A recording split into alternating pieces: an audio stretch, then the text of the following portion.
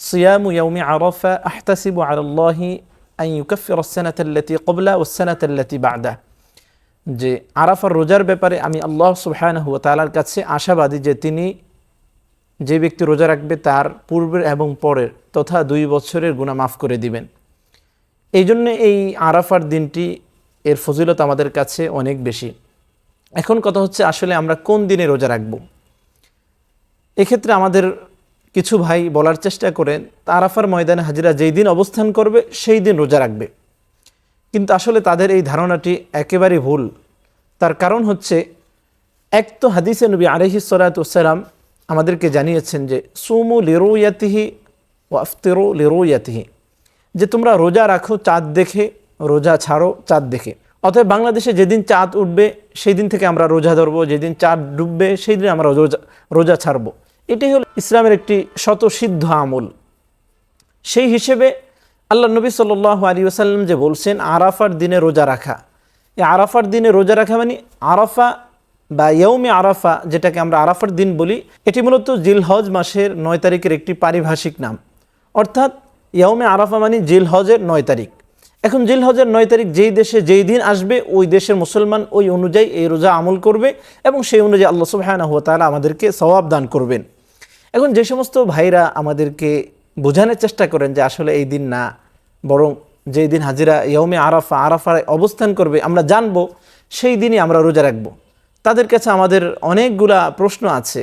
তার মধ্যে উল্লেখযোগ্য কয়েকটি বলতে চাই। প্রথম কথা হচ্ছে, এখন না আমরা জানতে পারি যে এই দিন বা এই তারিখে আরাফায় হাজিরা অবস্থান করে, এটা তো আমরা এখন জানতে পারি, কিন্তু এর আগে কি আমরা জানতে পারতাম যে আসলে সৌদি আরবে কখন থেকে দিন শুরু হয়, কখন রাত হয়? এটা তো এখন আমরা জানতে পারি যখন এই প্রযুক্তির ব্যবহার শুরু হয়েছে। তাহলে 100 বছর পূর্বে আপনি যান, 200 বছর পূর্বে যান, তখন কি এই প্রযুক্তি ছিল? তখন কি বিমান ছিল? তখন কি ফোন ছিল? কিছুই ছিল না। তার মানে সেই সময় মুসলমানরা জানতো না যে কোন রাষ্ট্রে কখন দিন শুরু হয়, কখন রাত শুরু হয়। তো যেই সময় জানা সম্ভব না সেই সময়ের জন্য তো আল্লাহ সুবহানাহু ওয়া তাআলা আমল দিয়েছেন না, তাদের জন্য আরাফার রোজার কোনো ফজিলত ছিল না। নাউজুবিল্লাহ।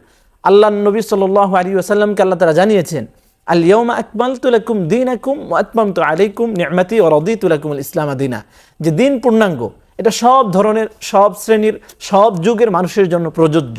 অতএব আরাফার রোজার ফজিলত প্রযুক্তি যেই সময় ছিল না সেই সময় মুসলমানদের জন্য, এখন প্রযুক্তি আছে এখনও আমাদের জন্য, সব সময়ের জন্য। আরেকটি কথা হচ্ছে, যারা হাজিদের সাথে মিলিয়ে এই দেশে আরাফার রোজা রাখতে চান, আসলে আরাফার আমল হচ্ছে দুটি। একটি হচ্ছে রোজা পালন করা, যেটা আমরা ইতিপূর্বে আলোচনা করেছি। আরেকটি হচ্ছে আইয়ামে তাশরিকের যেই তাকবীরে তাশরিক সেটা পাঠ করা, আল্লাহু আকবার, আল্লাহু আকবার, লা ইলাহা ইল্লাল্লাহু আল্লাহু আকবার, আল্লাহু আকবার ওয়ালিল্লাহিল হামদ। এই আমলটি কিন্তু সাহাবায়ে কেরাম করতেন। তথা ইয়াউমে আরাফার যেই ফজর সালাত হতো, ওই ফজরের সালাত থেকে এই তাকবীরে তাশরিকের আমল হতো।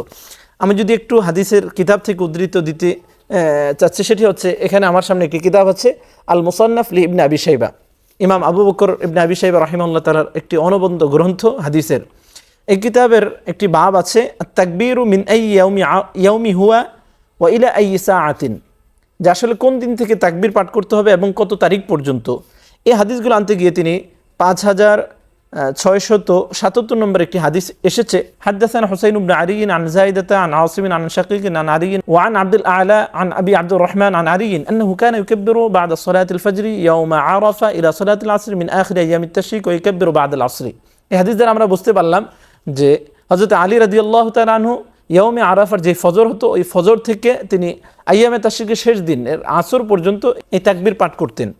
এবং এখানে আরও অন্যান্য সাহাবীর হাদিস এসেছে, হযরত আব্দুল্লাহ ইবনে ওমর রাদিয়াল্লাহু তাআলা আনহু, হযরত ওমর ইবনে খাত্তাব রাদিয়াল্লাহু তাআলা আনহু, হযরত যায়েদ ইবনে সাবিত রাদিয়াল্লাহু তাআলা আনহুর হাদিস কিন্তু এখানে এসেছে যে সাহাবায়ে কেরাম এই দিন আমল করতেন।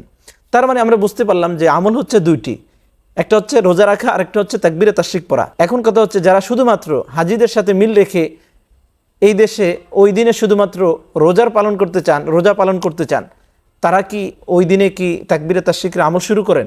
না, তারা তো সেই দিনে তাকবীরে তাশরিকের আমল শুরু করেন না। আরেকটি কথা হচ্ছে, আল্লাহ সুবহানাহু ওয়া তাআলা কুরআনুল কারীমে ইরশাদ করেছেন যে ওয়াল ফজরি ওয়া লায়ালিন আশ ওয়াশ শাফঈ ওয়াল ওয়াতর। আল্লাহ সুবহানাহু ওয়া তাআলা এই সূরাতে যে সময়গুলোর শপথ করেছেন, যে ওয়াল ফজর, ফজরের শপথ, ওয়া লায়ালিন আশ, দশম রজনীর শপথ, তারপরে বলছেন ওয়াশাফঈ ওয়াল ওয়াতর, শাফ মানে এলো জোর, আর ওয়াতর মানে হচ্ছে বেজোর, জোর এবং বেজোরের শপথ করেছেন। তো আসলে কোরআনের তাফসির তো অনেকগুলো হতে পারে। একটা হচ্ছে কোরআনের তাফসির কোরআন দিয়ে হবে, অথবা কোরআনের তাফসির হাদিস দিয়ে হবে, অথবা কোরআনের তাফসির আসারে সাহাবাদের মাধ্যমে হবে, অর্থাৎ সাহাবায়ে কেরামের কৌলের মাধ্যমে হবে। এই আয়াতের তাফসির করতে গিয়ে হযরত জাবের রাদিয়াল্লাহু তাআলা আনহু থেকে একটি হাদিস বর্ণিত হয়েছে। আমার হাতে যে কিতাবটি দেখতে পাচ্ছেন মুসনাদুল ইমাম আহমদ ইবনে হাম্বল, ইমাম শুআইব আল আরনাউত রাহিমাহুল্লাহ তাআলার তাহকিক এবং তালিক করা অনেক বড় একটি গ্রন্থ। এই গ্রন্থের 22 নম্বর খণ্ডের হাদিস নম্বর হচ্ছে 14511।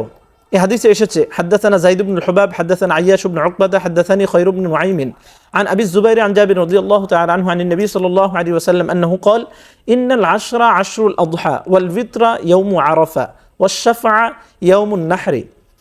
যে আশর মানে কোরআনে যেই দশম রজনী শপথ আল্লাহ সুবহানাহু ওয়া তাআলা করেছেন সেটা হচ্ছে আশুর আজহা, ঈদুল আজহার আগে যেই দশম রজনী তথা জিলহজ মাসের প্রথম দশম রজনী, এটা উদ্দেশ্য। আর ভিতর দ্বারা উদ্দেশ্য হচ্ছে ইয়াউম আরাফা। আর ওয়াশফা ইয়াউমুন নাহর, শাফা অর্থাৎ জোর, এর দ্বারা উদ্দেশ্য হচ্ছে ইয়াউমুন নহর তথা জিলহজ মাসের দশম যে তারিখটি ইয়াউমুন নহর কোরবানির দিন, এটা উদ্দেশ্য। এখন যারা সৌদি মানুষদের সাথে, সৌদি আরবের সাথে তারিখ মিলিয়ে ইয়াউমে আরাফাকে পালন করেন, রোজা রাখেন, তাদের কাছে প্রশ্ন হচ্ছে যে একটা হচ্ছে 8 তারিখ ইয়াউমুল তারবিয়া জিলহজ মাসের 8 তারিখ, আরেকটা হচ্ছে ইয়াউমে আরাফা যেটা 9 তারিখ, আরেকটা হচ্ছে ইয়াউমুন নহর যেটা হচ্ছে 10 তারিখ। এখন কোরআন কারীমে যে আল্লাহ সুবহানাহু ওয়া তাআলা ওয়াল ভিতরের শপথ করেছেন, যে বেজোরের শপথ, এখন আমার কথা হচ্ছে যে সমস্ত মানুষগুলো, যে সমস্ত আমাদের ভাইরা রোজা রাখতে চান সৌদির সাথে মিল রেখে আরাফার রোজাটি, তাহলে 8 তারিখে রোজা রাখতে হবে।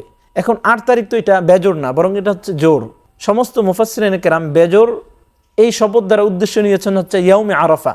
তাহলে আপনি যদি একটা উদ্দেশ্য নেন, সমস্ত সাহাবায়ে কেরাম, সমস্ত মুফাসসিরিনে কেরাম যে ব্যাখ্যা করেছেন সেই ব্যাখ্যার সাথে কোনো মিল থাকলো না। তার মানে বুঝতে পারলাম জিলহজ মাসের 9 তারিখের একটি পারিভাষিক নাম হচ্ছে ইয়াউমে আরাফা। এবং আল্লাহ নবী সাল্লাল্লাহু আলাইহি ওয়াসাল্লাম রোজা রাখার ক্ষেত্রে যেই মূলনীতি আমাদেরকে জানিয়েছেন যে চাঁদ দেখে রোজা রাখতে হবে, চাঁদ দেখে রোজা ছাড়তে হবে, সেই হিসাবে এবং ওলামায়ে কেরামের বিশুদ্ধ মত এটাই যে আমরা রোজা রাখবো আমাদের দেশ অনুযায়ী।